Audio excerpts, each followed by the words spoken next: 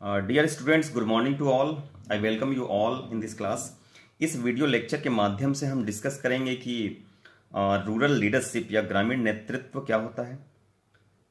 इसमें आगे हम अध्ययन करेंगे कि नेताओं के क्या कार्य होते हैं, नेतृत्व शैली या लीडरशिप स्टाइल कितने प्रकार की होती है, टाइप्स ऑफ लीडर्स या ग्रामीण परिवेश में कितने प्रकार के नेता होते हैं तथा ग्रामीण नेतृत्व का महत्व क्या होता है।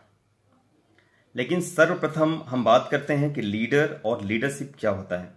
इसमें एक बात पर विशेष ध्यान देना बहुत आवश्यक है कि लीडर या नेता किसी व्यक्ति की तरफ इंगित करता है, अतः नेता एक व्यक्ति होता है। लेकिन जब हम लीडरशिप की बात करते हैं तो लीडरशिप या नेतृत्व उस नेता या लीडर की गुण या कर्म की तरफ इंगित करता है, अर्थात लीडरशिप उस लीडर की क्वालिटी या एक्ट होता है। इन परिभाषाओं के माध्यम से हम दोनों को और अच्छे से समझ पाएंगे। पहले हम देखते हैं कि लीडर या नेता क्या होता है। यहां पर आप देख सकते हैं, leader is a person who has ability to influence others to move in a desired direction. नेता वह व्यक्ति है जिसमें अन्य व्यक्तियों को अपनी मनचाही दिशा में अग्रसर करने हेतु प्रभावित करने का क्षमता होता है।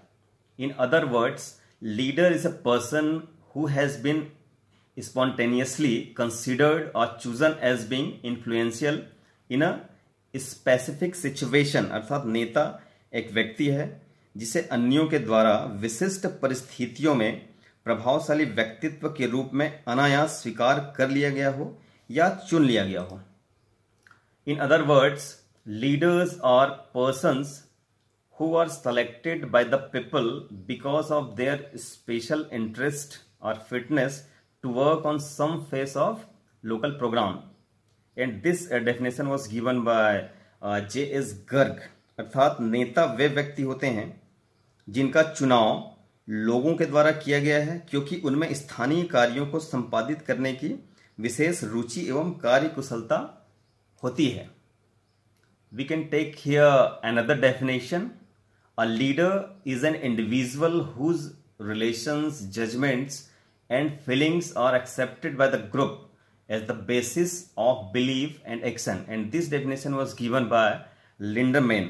अर्थात हिंदी में हम कह सकते हैं कि नेता वह व्यक्ति होता है जिनके संबंधों, विचारों एवं भावनाओं को समूह के अन्य सदस्यों के द्वारा धारणा एवं कार्य के आधार पर स्वीकार किया जाता है।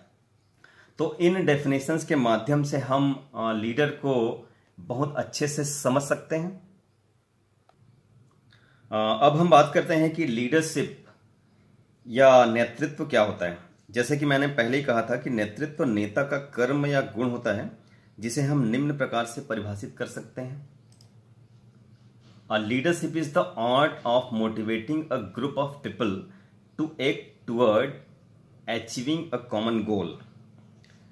अर्थात सामान्य लक्ष्य प्राप्ति की दिशा में कार्य करने हेतु लोगों के समूह को प्रेरित करने की कला या कर्म नेतृत्व कहलाता है। In other words, leadership may be described as the interaction between leaders and followers in a particular situation. अर्थात दूसरे शब्दों में हम कह सकते हैं कि नेतृत्व की व्याख्या किसी विशेष परिस्थिति में नेता और उनके मानने वालों के मध्य पारस्परिक वार्तालाप के रूप में की जा सकती है। This is the another definition of leadership. Leadership is the phenomena of influencing, guiding and directing the action and thought of people in a intended direction. अर्थात पूर्व निर्धारित दिशा में सोचने एवं कार्य करने हेतु लोगों का अभिप्रेरण, मार्गदर्शन एवं पथ निर्देशन की कला नेतृत्व कहलाता है। अर्थात इन परिभाषाओं के माध्यम से हम लीडरशिप को बहुत अच्छे से समझ सकते हैं। अब आगे हम देखते हैं कि नेताओं के विभिन्न कार्य क्या होते हैं, जिसे आप फंक्शंस ऑफ लीडर्स के रूप में यहाँ पर देख सकते हैं। इसमें हम समझेंगे कि नेता अपने समूह के लिए किन दायित्वों का निर्वहन करता है, जिसके अंतर्गत they represents the whole group. अर्थात नेता पूरे समूह का प्रतिनिधित्व करता है। They speaks on behalf of the group, वह पूरे समूह की ओर से बातें करता है, या कह सकते हैं कि पूरे समूह का आवाज होता है। They work for the welfare of group members, अर्थात नेता अपने समूह के सदस्यों के कल्याण या विकास के लिए कार्य करता है। दे कोऑर्डिनेट्स द ग्रुप एक्टिविटीज, वह समूह के विभिन्न कार्यों के बीच समन्वय स्थापित करता है। They helps the group for preparation of plans to achieving the goal, नेता अपने समूह के लक्ष्य की प्राप्ति हेतु योजना बनाने में सहयोग प्रदान करता है। They are responsible for the evaluation of the progress of group, अर्थात नेता का उत्तरदायित्व होता है कि वह समूह के प्रगति का मूल्यांकन करें। अर्थात ये सब अपने समूह के अंतर्गत नेताओं के प्रमुख कार्य होते हैं। इसमें हम समझेंगे कि डिफरेंट लीडरशिप स्टाइल्स कौन कौन से होते हैं, अर्थात नेताओं को उनके नेतृत्व करने के तरीकों के हिसाब से इन 5 भागों में बांटा जा सकता है, जिसके अंतर्गत पहला यहां पर आप देख सकते हैं ऑटोक्रेटिक और अथॉरिटेरियन स्टाइल, जिसे हम तानाशाह तरीके का नेता कहते हैं। ऐसे नेता अपने समूह के सदस्यों से बिना विचार विमर्श किए निर्णय लेने का अधिकार अपने पास रखते हैं। ये दूसरों की बिल्कुल भी नहीं सुनते। इसके उदाहरण के रूप में हम ले सकते हैं हिटलर और रावण, इनसे आप भली भांति परिचित हैं। ये तानाशाह प्रकार के नेता थे। दूसरा यहाँ पर आप देख सकते हैं डेमोक्रेटिक और पार्टिसिपेटिव स्टाइल, या फिर इसे हम प्रजातांत्रिक तरीके का नेतृत्व कहते हैं। इस प्रकार के नेता अपने समूह के सदस्यों के साथ सलाह मशविरा करने के बाद ही कोई निर्णय लेते हैं, अर्थात सदस्यों की भागीदारी के साथ ही कोई कार्य करना पसंद करते हैं। प्रधानमंत्री, मुख्यमंत्री, सरपंच या किसी राजनीतिक पार्टी के अध्यक्ष आदि इस प्रकार के नेताओं के अंतर्गत आते हैं। अगले लीडरशिप स्टाइल के रूप में आप यहाँ पर देख सकते हैं लाइजेस फेयर और फ्री रेन स्टाइल, या इसे हम नेतृत्व का खुली छूट या बंधन मुक्त तरीका भी कह सकते हैं। इस प्रकार के नेतृत्व वाले नेता निर्णय लेने या अन्य कोई कार्य करने की पूरी छूट समूह के सदस्यों को दे देते हैं, लेकिन इस प्रकार के नेतृत्व से ग्रुप में मिसमैनेजमेंट के चांस थोड़े से बढ़ जाता है।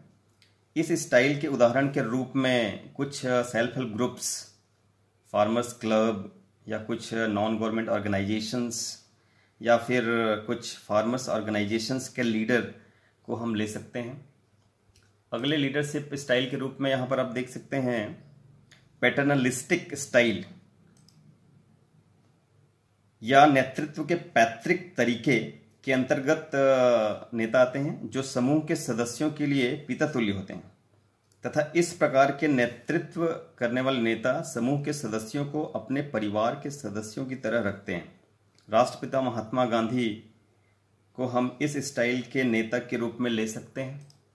अगला स्टाइल आप यहाँ पर देख सकते हैं ब्यूरोक्रेटिक स्टाइल,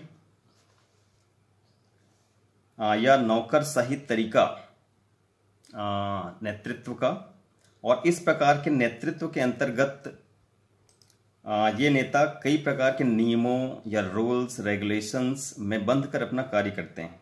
इसके उदाहरण के रूप में हम विभिन्न विभागों के प्रशासनिक अधिकारियों को ले सकते हैं। ये सारे आप देख रहे हैं लीडरशिप के अलग अलग स्टाइल्स हैं। अब हम ग्रामीण परिवेश में पाए जाने वाले विभिन्न प्रकार के नेताओं के बारे में चर्चा करेंगे, जिसे आप टाइप्स ऑफ लीडर्स यहाँ पर देख सकते हैं के रूप में आप यहाँ पर देख सकते हैं। ये सभी प्रकार के नेता ग्रामीण क्षेत्रों में पाए जाते हैं और किसी न किसी रूप में कृषि या ग्रामीणों के अन्य कार्यों में सहयोग प्रदान करते हैं या उसे प्रभावित करते हैं। इन नेताओं के प्रकारों के रूप में हम देखेंगे, यहाँ पर आप देख सकते हैं सबसे पहला है ट्रेडिशनल लीडर्स या पारंपरिक नेता। इस प्रकार के नेताओं की उत्पत्ति लोगों की विभिन्न परंपराओं के कारण होती है। ये नेता उन परंपराओं के जानकार होते हैं तथा ये अपने मूल्यों पर अडिग रहते हुए लोगों के विभिन्न परंपरागत आवश्यकताओं की पूर्ति करते हैं। ये किसी प्रकार का परिवर्तन पसंद नहीं करते। इसके उदाहरण के रूप में हम ले सकते हैं ट्राइबल लीडर्स या आदिवासी नेता। नेताओं के अगले प्रकार के रूप में आप यहाँ पर देख सकते हैं कास्ट लीडर्स या जातिगत नेता। ये किसी एक ही प्रकार के जाति से संबंध रखने वाले लोगों के नेता होते हैं और ये जातिगत मसलों पर अपना नेतृत्व प्रदान करते हैं। और इसका उदाहरण है गोंड, तेली, कुर्मी, यादव जैसे विभिन्न जातियों के नेता। नेक्स्ट है रिलीजियस लीडर या धार्मिक नेता। इस प्रकार के नेता लोगों के धार्मिक अनुष्ठानों एवं रीति रिवाजों का संपादन करते हैं तथा लोगों के सभी प्रकार के धार्मिक कार्यों में उनका सहयोग प्रदान करते हैं। इसका उदाहरण है पंडित और पुरोहित। अगला है पॉलिटिकल लीडर्स या राजनीतिक नेता। ग्रामीण परिवेश में इस प्रकार के नेता बहुत ही महत्वपूर्ण हैं। इनकी उत्पत्ति पॉलिटिकल सिस्टम्स से होती है। ये लोगों के द्वारा चुने जाते हैं तथा वर्तमान समय में विभिन्न ग्रामीण विकास तथा कृषि विकास संबंधी अधिकतर कार्य इनके द्वारा ही किया जा रहा है। पंच, सरपंच, विधायक, सांसद इसके प्रमुख उदाहरण हैं। नेक्स्ट है फंक्शनल लीडर्स या इसको हम प्रोफेशनल लीडर या पेशेवर नेता के रूप में भी जानते हैं। इनका किसी क्षेत्र में विशिष्ट ज्ञान और उस क्षेत्र में समाज के कार्यों का संपादन करने हेतु ये नेता के रूप में पहचाने जाते हैं, जैसे स्कूल के हेडमास्टर, डॉक्टर, कृषि प्रसार अधिकारी और कृषि वैज्ञानिक आदि। नेक्स्ट टाइप है ओपिनियन लीडर या राय देने वाले नेता। ये ऐसे लोग होते हैं जिनके पास ग्रामीण किसी न किसी मुद्दे पर राय लेने हेतु जाते हैं। ये ग्रामीणों को निर्णय लेने में मदद करते हैं। ऐसे लोगों की शिक्षा का स्तर, सामाजिक स्थिति, सामाजिक भागीदारी अन्यों से अधिक होती है, तभी ये ग्रामीणों को नेता के रूप में स्वीकार्य होते हैं। जैसे गांव का पटेल या गांव का सम्मानीय बुजुर्ग आदि इसके उदाहरण के रूप में हम ले सकते हैं। इन सभी नेताओं का किसी न किसी रूप में ग्रामीणों के जीवन में दखल है। यहाँ पर आप देख सकते हैं ग्रामीण नेतृत्व का महत्व या इम्पोर्टेंस ऑफ रूरल लीडरशिप, जिसके अंतर्गत पहला है मोबिलाइजेशन ऑफ रूरल मास, अर्थात ग्रामीणों को संगठित करने का कार्य। सामान्यतः देखा जाता है कि ग्रामीण असंगठित होते हैं, अतः ग्रामीण नेतृत्व उनको संगठित कर उनके उद्देश्य की प्राप्ति में मदद कर सकता है। दूसरा इंपॉर्टेंस आप यहाँ पर देख सकते हैं एम्पावरमेंट ऑफ रूरल वुमेन, या ग्रामीण महिला सशक्तिकरण में मदद कर सकता है। जैसे ग्रामीण महिलाओं को प्रेरित कर उनके स्व सहायता समूह का गठन कर उन्हें आय उपार्जक गतिविधियों से जोड़ सकता है।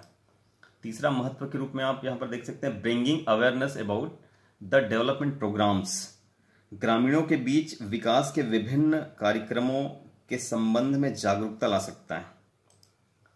अन्य इंपॉर्टेंस के रूप में आप यहाँ पर देख सकते हैं act as bridge between the bureaucracy and common people, ग्रामीण नेतृत्व विभिन्न विभागों एवं आम ग्रामीणों के बीच एक कड़ी का कार्य करता है, अर्थात उन्हें विभिन्न विभागीय योजनाओं से जोड़ने का कार्य करता है।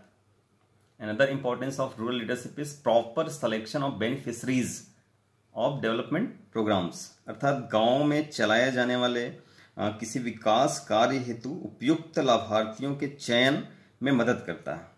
अर्थात ये सब रूरल लीडरशिप के इम्पोर्टेंस हैं या महत्व हैं। आशा करता हूं कि आप लोग रूरल लीडरशिप के बारे में अच्छे से समझ पाए होंगे। धन्यवाद।